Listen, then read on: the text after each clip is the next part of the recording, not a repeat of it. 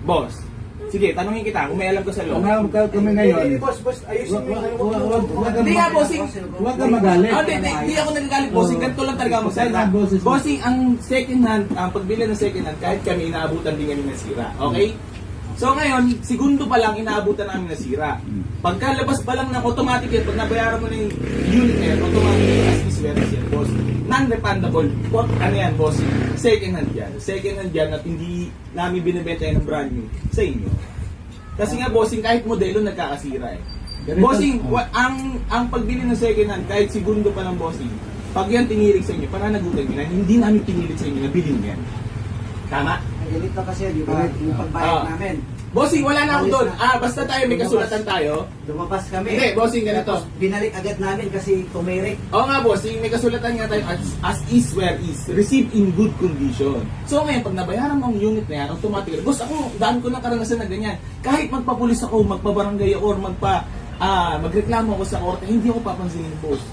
Kasi, bossing, ako may binila akong Ford Ranger, 350,000. Paglabas namin sa kanto, boss, tinirik kami. Kumatok ang makina. Wala kaming nagawa kahit magpabarangay. Bossing, yun na nga, hindi pinapaintindi nga ako sa inyo. Bilang syempre, matanda na kayo. Alam nyo na yung tama't mali, boss. Ganito na nga lang, bossing. Kung gusto nyo is tutulungan namin kayo, check yung unit.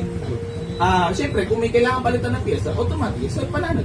Wala kami doon. Yun na. Yun. Pinunta namin dito. Kaya nga tatawagan ko rin yung mismong owner kasi yan yung consignment lang sa akin. Kasi, yung unit na yan. Kasi ang ito namin, boss. Pumunta kami ng shop, boss. Pumunta kami sa shop. Automatically yan, bossing, huwag kayong, kasi di tayo bumibili ng laruan. Automatically, kung nabili niya yan, pag may, ngayon, kasi hindi naman namin napinilit sa inyo yan. So ngayon, may tutulong namin sa inyo is, kontakin kayo may kanya, then may kakilala siya mekaniko, gagawin na. I-check ko ano yung problem, kung bakit nagkaganyan. Pero kung sakali mo may kailangan palitan pyesa, pananagutan niyo. Ma'am, huwag po kayo mag-video. Gusto niyo po ba tayo mag-videoan?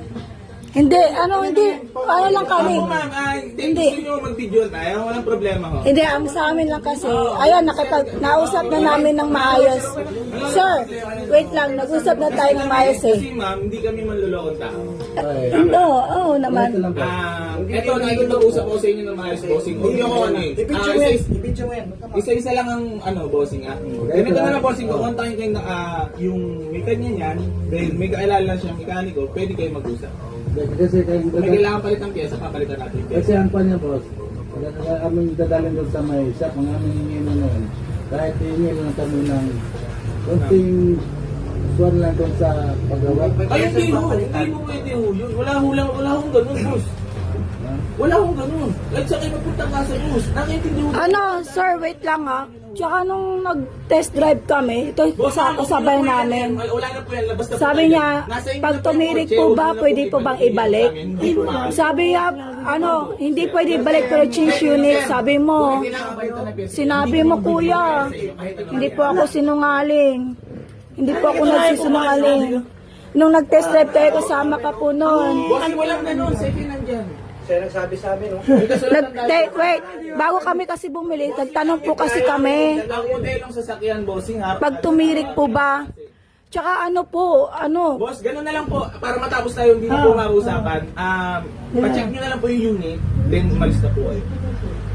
ano yun, pag chinek po yung unit, sa inyo yung mekaniko, tapos kami magbabayad? Yung kung may kailangan palitan pyesa, may mekaniko naman kami dito, pipilitin namin i-check ngayon.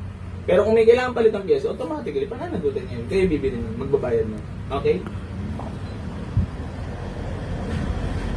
Ganun na lang, i-check nyo kaya kung anong yung problema. Ano ba problema? Pero kung mag-ano po kayo po issue, ano yung balik po?